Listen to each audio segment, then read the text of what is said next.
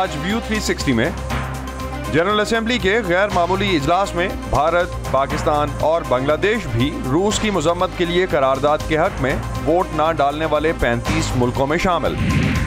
جنگلی حیات کے عالمی دن پر دیکھیے اسلام آباد کے شہریوں کو تنگ کرنے والے بندروں پر بھی ایک رپورٹ، جنہیں بگاڑنے کی ایک وجہ انسانی رویے ہیں۔ اچانک آتے ہیں اور پورے ریوڑ کے ریوڑ آتے ہیں، ایک دو بھی نہیں آتے، یہ تقریباً 100-150 کا ریوڑ آتا ہے۔ اور ڈرونز کے ذریعے اشیاء کی ڈیلیوری حقیقت بننے کے کتنے قریب؟ ہم روزانہ ڈرون کے ذریعے سینکڑوں اشیاء ڈیلیور کر رہے ہوتے ہیں تو ہم سڑک پر اپنے سفر کو بھی کم کر رہے ہیں۔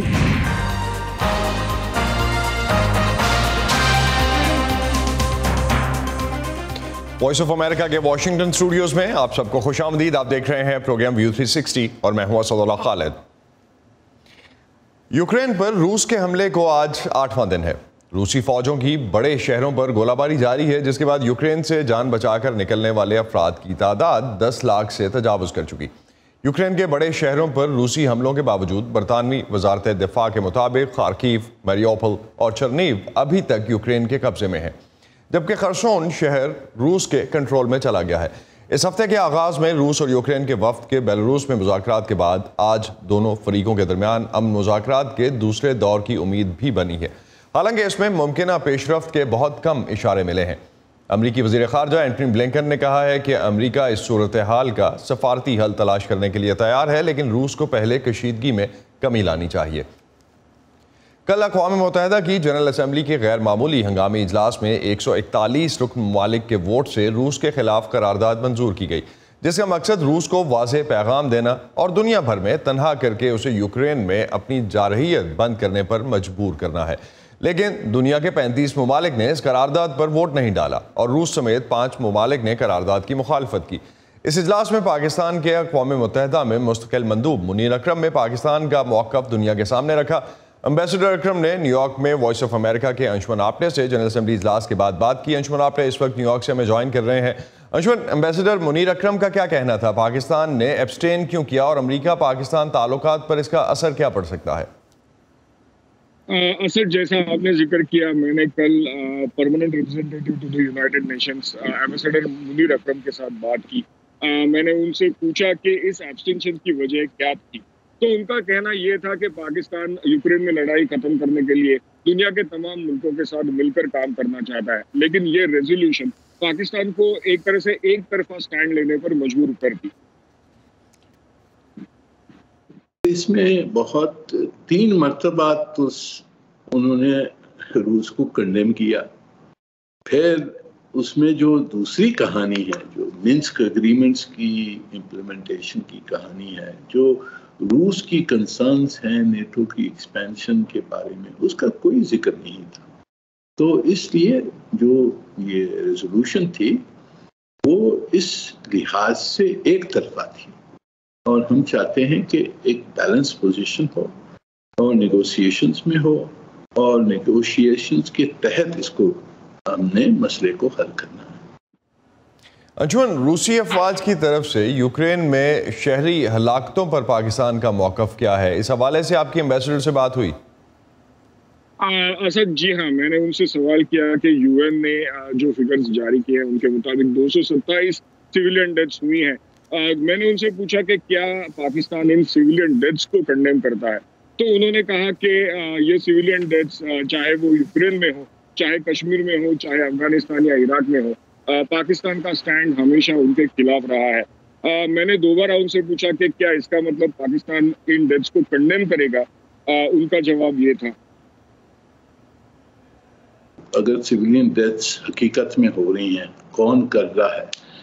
روسی جو ہیں وہ کہہ رہے ہیں کہ جی سویلینز کو وہ باہر نہیں نکلنے دے رہے ہیں، یوکرینین اتھارٹیز کہہ رہی ہیں کہ جی سویلینز کو وہاں سے شہروں سے باہر نہیں نکلیں، تو وہ پھنس گئے وہاں، یہ تو روسی کہتے ہیں۔ اب حقیقت کیا ہے وہ پتہ نہیں پڑتا ہے، کیونکہ فیک نیوز اتنی پھر رہی ہے کہ ابھی تک ہمیں کوئی اطلاع پوری یقین کہ کس پر کریں یہ بھی مشکل ہے۔ اس میں بہت پروپیگنڈا چل رہا ہے اور قسم قسم کی فیک نیوز چل رہی ہیں، تو ہم نے یہ سب دیکھنا ہے کہ جب حقیقت اگر صحیح ہے، اگر حقیقت یہ ہے کہ جی سویلین مارے جا رہے ہیں روسیوں، تو obviously ہم نے کنڈیم کرنا۔ اسد، ایمبیسڈر اکرم کا یہ بھی کہنا تھا کہ اس وقت کئی سارے ملک، اس میں امریکہ ہے، چین ہے، یہ یوکرین میں جو جنگ ہو رہی ہے اسے روکنے کی کوشش کر رہے ہیں، اور پاکستان ان سب ایفرٹس میں ایک کردار نبھانا چاہے گا۔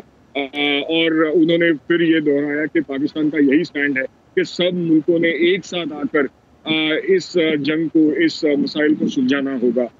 یہی ایک راستہ دنیا کے سامنے بچا۔ بہت بہت شکریہ انشمن آپ کا ہمیں اس حوالے سے اپڈیٹ کرنے کا۔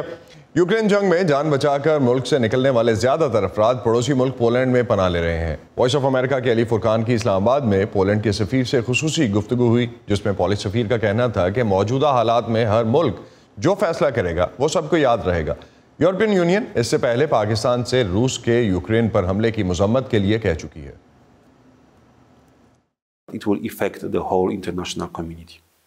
Because what happened is that اس کا اثر پوری بین الاقوامی برادری پر پڑے گا، کیونکہ ایک جمہوری ملک پر اس سے کہیں زیادہ طاقتور پڑوسی کی جانب سے حملہ کیا گیا، جو سیکیورٹی کونسل کا رکن بھی ہے۔ ہم ایک ایسی غیر معمولی صورتحال میں ہیں جب کسی بھی ملک کی جانب سے لیا جانے والا فیصلہ سب کو یاد رہے گا۔ سب کو یاد رہے گا کہ ان حالات میں کس نے جارے کا ساتھ دیا تھا اور کس نے مظلوم کا، اور اس صورتحال میں اخلاقی انتخاب بالکل واضح ہے۔ لہٰذا میرے خیال سے بین الاقوامی قانون اور انسانی حقوق پر مبنی عالمی نظام کی بقا کی خاطر ہمیں اس جاریت کے خلاف متحد ہو کر کھڑے ہونا چاہیے۔ علی نے پولش ایمبیسڈر سے جنگ سے پیدا ہونے والے پناہ گزینوں کے بحران کے بارے میں بھی سوال کیا، جس کے جواب میں ان کا کہنا تھا کہ پولینڈ کسی بھی بحران سے نمٹنے کی تیاری تو کر رہا تھا، لیکن حالات جس طرح خراب ہوئے اس کی توقع نہیں تھی۔ we know that the hostilities will create a huge wave of refugees. اس سے پناہ گزینوں کی ایک بڑی لہر پیدا ہوگی۔ جنگ کے 4 گھنٹے بعد ہی ہم نے پناہ گزینوں کی مدد کے لیے اپنا پہلا ریسیپشن سینٹر کھول دیا تھا۔ پولینڈ نے جنگ سے فرار اختیار کرنے والے تمام لوگوں کو مدد دینے کا فیصلہ کیا ہے جو خوراک اور پناہ کی تلاش میں ہیں۔ صورتحال بہت تیزی سے تبدیل ہو رہی ہے کیونکہ لوگ پولینڈ میں داخل ہونے کے لیے سرحد پر گھنٹوں انتظار کرتے ہیں۔ تقریباً 1 لاکھ لوگ روزانہ ہمارے ملک میں داخل ہو رہے ہیں، یہ بہت بڑی تعداد ہے۔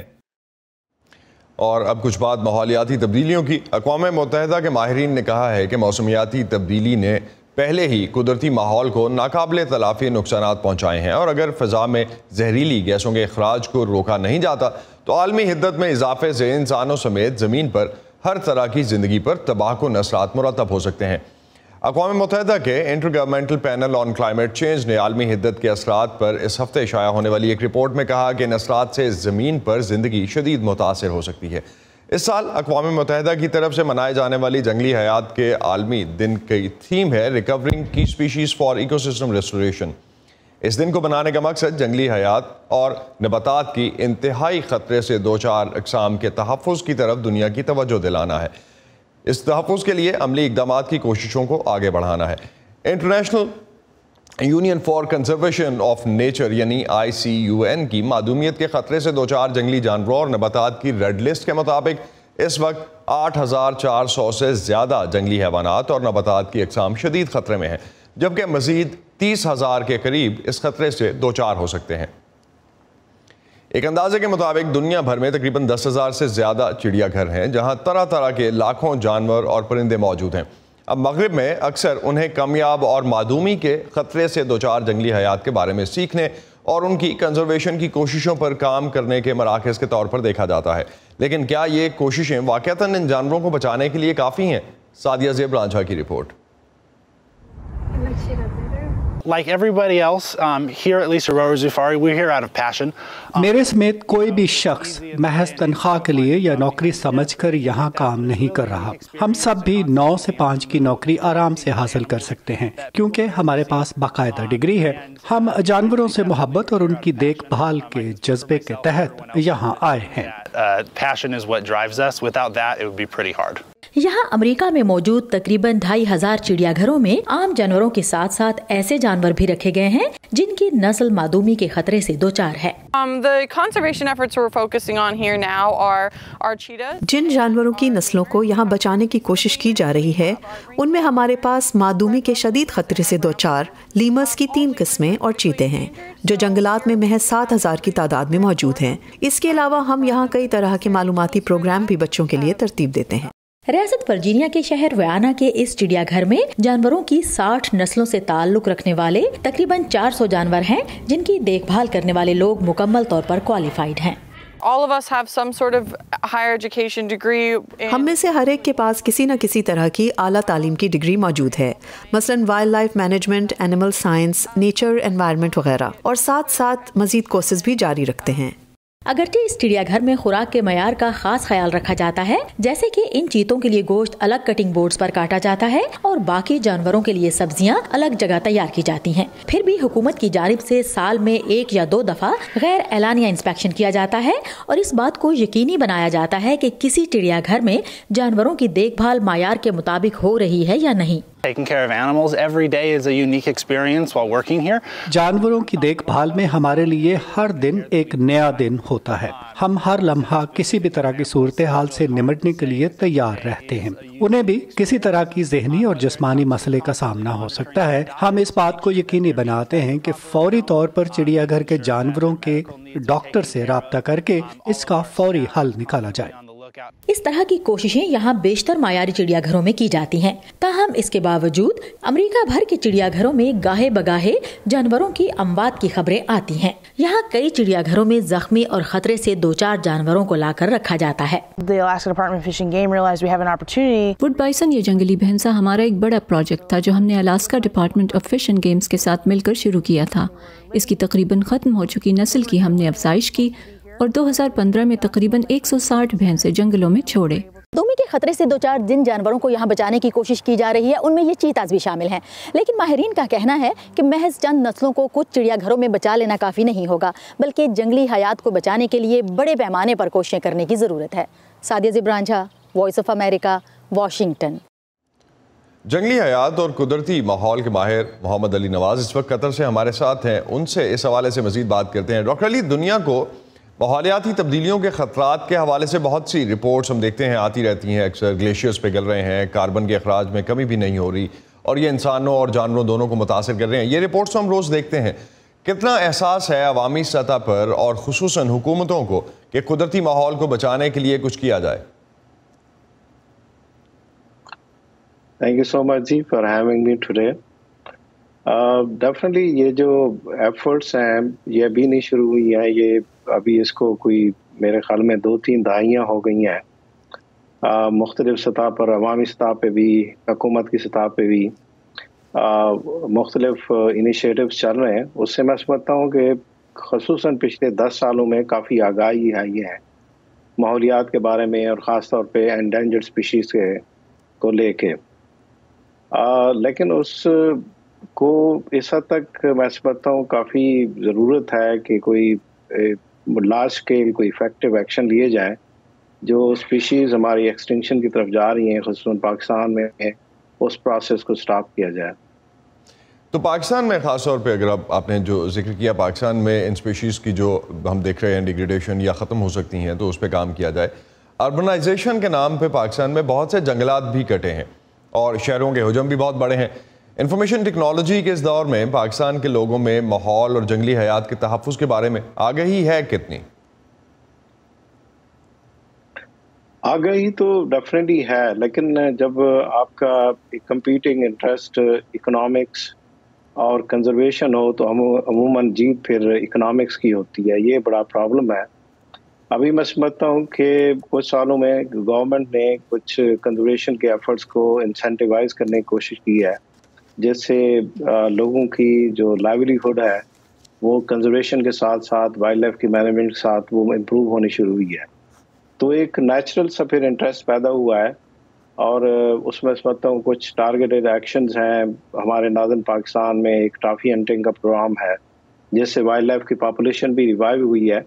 साथ ये है कि लोगों की जो डेवलपमेंट है وہ بھی ان کی لائیولیہوڈ کی خاص طور پہ اور ان کی ایجوکیشن بھی اور کافی سارے جو ان کی اسینشیل سوشل نیڈس ہیں وہ بھی میٹ ہوئی ہیں. اس طرح سے ہم نے دونوں اینڈز پہ ایک طرح سے سکسیس حاصل کی ہے.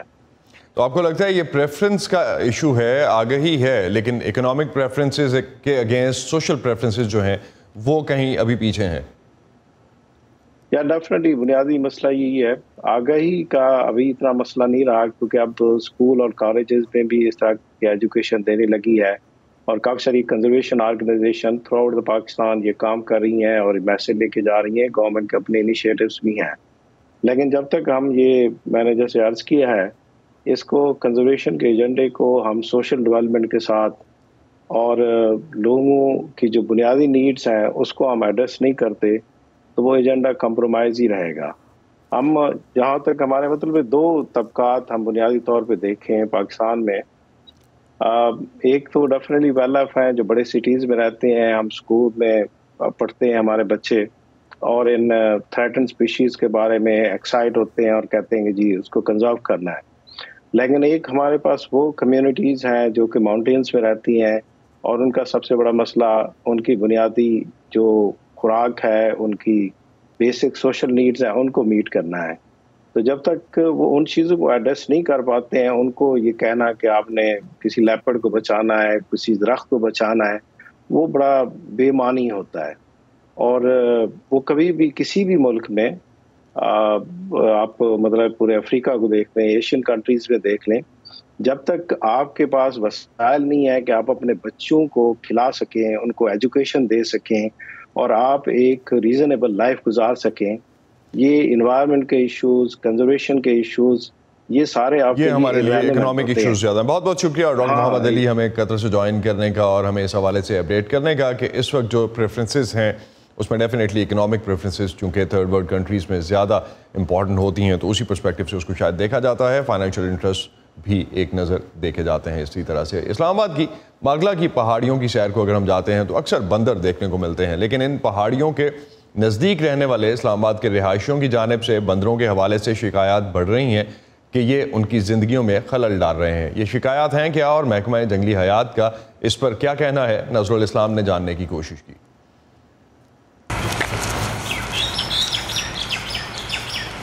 مارگلہ کی پہاڑیوں سے ملحقہ اسلام آباد کے پوش علاقے کی سڑکوں اور گلیوں پر آج کل بندروں کا راج نظر آتا ہے. رہائشیوں کے مطابق یہ بندر نہ صرف گھروں اور دیگر مقامات میں بلا جھجک گھس جاتے ہیں بلکہ کھانے پینے کی اشیاء اٹھانے سے بھی گریز نہیں کرتے. پہلے اسی درخت میں بیٹھتا تھا اور پھر نیچے آنے کو شروع کر لیا، اور جب نزدیک آ رہا تھا پھر ہم تھوڑا پریشان ہو گئے کہ ہمیں کاٹ لے، ہم پہ حملہ کر لے، کھڑکی توڑ کے گھر کے اندر آ جائے، پھر ہم کیا کریں گے، کیا ہوگا؟ یہ تو جانور ہے، باہر وائلڈ اینیمل ہے. اس صورتحال سے نہ صرف رہائشی افراد بلکہ شہر کے مضافاتی علاقوں میں کچھ کاروباری حضرات بھی ان کی وجہ سے پریشان ہیں. دیکھیں جی، وہ چور کا اور بندر کا کوئی پتہ نہیں ہے کس ٹائم وہ کر سکتا ہے. آتے ہیں اچانک آتے ہیں اور پورے ریوڑ کے ریوڑ آتے ہیں، 1-2 بھی نہیں آتے. یہ تقریباً 100-50 کا ریوڑ آتا ہے. تو بس یہ جب آگے پیچھے جب بھوکیں ان کو لگتی ہیں نا تو یہ آتے ہیں، پھر سامان کو ادھر سے اٹھایا کو ادھر سے اٹھایا. محکمہ جنگلی حیات کے حکام کے مطابق انہیں ہر ماہ شہریوں کی جانب سے درجنوں کے حساب سے شکایات موصول ہو رہی ہیں. حکام کا کہنا ہے کہ کم وسائل اور سٹاف کے باوجود بھی وہ بندروں سے نمٹنے کے لیے اپنی بھرپور کوششیں جاری رکھے ہوئے ہیں. ساتھ ساتھ بندروں سے دور رہنے کے لیے قومی میڈیا بشمول سوشل میڈیا پر آگاہی مہم بھی چلائی جا رہی ہیں. محکمہ جنگلی حیات کا کہنا ہے کہ شہریوں اور سیاحوں کے غیر ذمہ دارانہ رویے بندروں کو انسانوں سے بے خوف اور ان کی خوراک ڈھونڈنے کی عادات کو خراب کر رہے ہیں. بندروں کو بیٹھے بٹھائے خوراک مل رہی ہوتی ہے تو وہ ایفرٹس اپنی نہیں کرتے، اپنے اس خوراک کی تلاش میں جنگل کے اندر وہ نہیں جائیں گے. وہ انہیں پتہ ہوگا کہ ایزی اسیس ہوتا ہے، کیونکہ اینیمل جو ہوتے ہیں وہ بگ کیلکولیٹر ہوتے ہیں، ان کے دماغ میں سب سے بڑا کیلکولیٹر چل رہا ہوتا ہے کہ ہم کون سی ایسی جگہ پہ جائیں گے یا کس جگہ پہ جائیں گے ہمیں کم انرجی کے ساتھ زیادہ خوراک مل جائے گی. تو سیم فنامنا اس نیشنل پارک میں ہو رہا ہے کیونکہ یہ شہر کے بہت قریب ہے. محکمہ جنگلی حیات لوگوں میں شعور پیدا کرنے کے لیے مختلف پروگرام چلا رہا ہے تاکہ عوام اور بندروں کے درمیان ایک قدرتی فاصلہ قائم رہے. ادھر لوگ گھومنے کے لیے آتے ہیں، پکنک پوائنٹ وغیرہ کے لیے، ان کو دیتے ہیں خوراک کے بندر ہمارے پاس آئے، سیلفی بنا لی، اس کو خوراک دیتے ہیں. جب ان کو خوراک نہیں ملتی وہ شہروں کی طرف چلے جاتے ہیں. سٹیزن کمپلین کرتا ہے, ایک گھر کا والا کمپلین کر رہا ہے, دوسرے والا اس کو خوراک ڈال رہا ہے. ہم ان کو اویئرنیس دیتے ہیں کہ یار آپ اس کو خوراک نہ ڈالو. وہ کیسے کہتے ہیں بے زبان چیز ہے, ہم اس سے صدقہ جاریہ ہے, نیکی کما رہے ہیں. محکمہ جنگلات کے اہلکاروں کا کہنا ہے کہ محفوظ علاقہ اور ایکو سسٹم میں بہتری کے باعث بندروں کی تعداد میں اضافہ ہوا ہے اور آسان خوراک کی تلاش میں بندر انسانی آبادیوں کا رخ کر رہے ہیں. مگر مارگلا نیشنل پارک سے ملحقہ بہت سارے رہائشیوں نے اپنے گھروں کے گرد باڑ لگا دی ہے. اسلام آباد وائلڈ لائف مینجمنٹ بورڈ کا کہنا ہے کہ ایسے تمام بندر جو لوگوں کے گھروں میں جاتے تھے انہیں پکڑ کر ریہیبلیٹیشن سینٹرز میں لایا جاتا ہے, جہاں کچھ عرصہ بعد انہیں مقامی جنگل میں چھوڑ دیا جاتا ہے. نظر الاسلام, وائس آف امریکہ, اسلام آباد. آج کل ہم اکثر گھر پہ ڈیلیوری کرنے کے لیے ڈیفرنٹ چیزیں آرڈر کر رہے ہوتے ہیں, کھانا ہو یا مختلف اشیاء اور بھی ہوں. لیکن آپ کو اگر اس حوالے سے بتایا جائے کہ ڈرون آپ کی ڈیلیوری لے کے آ رہا ہے اور آپ کی آرڈر کی ہوئی اشیاء جو ہیں وہ آپ کے گھر پہ یا ٹیرس پہ ڈیلیور کر رہا ہے, توقع کی جا رہی ہے کہ جلد ہی دنیا کے بہت سے حصوں میں ڈرونز کا استعمال عام ہو جائے گا. ڈرونز بنانے والی کمپنیوں میں سے ایک آئرش کمپنی نے حال ہی میں ڈبلن کے قریب ایک ڈرون ڈیلیوری پائلٹ پروگرام کا آغاز کیا ہے. مزید جانتے ہیں اس رپورٹ میں. کبھی سائنس فکشن لگنے والا خیال جیسے انتہائی تیز رفتار سے ڈرون کے ذریعے آپ کی ضروری اور پسندیدہ اشیاء کی ڈیلیوری اب حقیقت بننے کے بہت قریب ہے. ایک آئرش کمپنی مانا ڈبلن کے نزدیک واقع شہر بیلبیگرین میں اپنے صارفین کو ڈرون ڈیلیوری کی سہولت دے رہی ہے. کسٹمرز ایک موبائل فون ایپ کے ذریعے پروگرام میں شامل کاروباروں کو اشیاء کا آرڈر دے سکتے ہیں. اس وقت مانا کھانے کے آرڈر کی ترسیل کر رہی ہے. کھانا گرم ہوتا تیزی سے آ جاتا ہے اور مجھے لگتا ہے کہ یہ مقامی کاروبار کے لیے بھی بہت اچھا ہے کیونکہ آپ کھانے کے علاوہ فارمیسی سے بھی آرڈر کر سکتے ہیں. آئرلینڈ کے کامیاب ترین انٹرپرینورز میں سے ایک بابی ہیلی مانا کے بانی ہیں. ڈرون کے ذریعے ڈیلیوری کے فوائد یہ ہیں کہ یہ بہت تیز ہے اور یہ ترسیل کے لیے سڑکوں کے استعمال سے کہیں زیادہ محفوظ ہے. لہٰذا جب ہم روزانہ ڈرون کے ذریعے سینکڑوں اشیاء ڈیلیور کر رہے ہوتے ہیں تو ہم سڑک پر اپنے سفر کو بھی کم کر رہے ہیں, جو سست رفتار بھی ہے اور مہنگا بھی. مقامی ریسٹورانٹس کھانے تیار کرتے ہیں اور ٹیک آف سے پہلے ڈرون کے پچھلے مکمل طور سے بند حصے میں لوڈ کیے جاتے ہیں. منٹوں بعد یہ ڈبے پہلے سے طے شدہ مقام پر گاہکوں کے پاس پہنچ جاتے ہیں. مانا مختلف قسم کے مقامی ریسٹورانٹ کے ساتھ مل کر کام کر رہا ہے, جس سے صارفین کو کئی طرح کے کھانوں میں سے انتخاب کا موقع ملتا ہے. مانا کی ٹیم کے ساتھ کام کرنا ایک بہت ہی دلچسپ اور مثبت تجربہ رہا ہے. ہمیں ایک طرح سے ان سے تحریک بھی مل رہی ہے. کھانے کے لیے ہمارے شوق, انٹرپرینیورشپ, کاروبار اور ان سب کو ایک جگہ اکٹھا ہوتے دیکھنا انتہائی زبردست ہے. اگرچہ صارفین کی طرف سے رائے بہت مثبت رہی ہے, مانا کا کہنا ہے کہ کچھ لوگ ایسے ہیں جنہیں حفاظتی اور پرائیویسی سے متعلق خدشات لاحق ہیں. تاہم ایویشن انڈسٹری کے تجزیہ کار میجر جنرل ریف جیمز کہتے ہیں کہ ریگولیٹرز ان خدشات سے نمٹنے پر کام کر رہے ہیں. ریگولیٹر جس چیز کو دیکھیں گے وہ یہ ہے کہ انسان ڈرون سے جو بھی کام لینا چاہے وہ محفوظ طریقے سے کیا جائے, جس سے لوگوں کی پرائیویسی اور حقوق متاثر نہ ہوں. ادھر امریکہ میں ورجینیا ٹیک یونیورسٹی کی ایک حالیہ تحقیق میں بتایا گیا ہے کہ ایک اوسط امریکی شہر میں ڈرون کے ذریعے کی جانے والی ڈیلیوری سے غیر ضروری سفر کو کم کر کے صارفین کے سالانہ 56 گھنٹے تک بچائے جا سکیں گے. تحقیق میں کہا گیا ہے کہ ڈرونز ایک عام ریسٹورانٹ کے کاروبار میں سالانہ $2,84,000 کا اضافہ کریں گے اور ہر سال 1,13,900 ٹن تک کاربن ڈائی آکسائڈ کو کم کریں گے, جو کہ 46,000 ایکڑ پر نیا جنگل لگانے کے برابر ہے. Imran Jadoon, Voice of America. اسی پر ختم کرتے ہیں آج کا ویو 360. اسٹے سیف اور پاکستان اور خطے سمیت دنیا بھر کی اہم خبروں اور دلچسپ معلومات کے لیے آپ آ سکتے ہیں ہماری ویب سائٹ urduvoa.com پر. یہ سارا کانٹینٹ آپ کو ملے گا ہمارے سوشل میڈیا پلیٹ فارمز پر بھی. facebook.com/VOA Urdu, ٹویٹر اور انسٹاگرام پر ہمارا ہینڈل ہے @urduvoa. اب تک کے لیے اتنا ہی. اسد اللہ خالد کو اجازت دیجیے. خدا حافظ.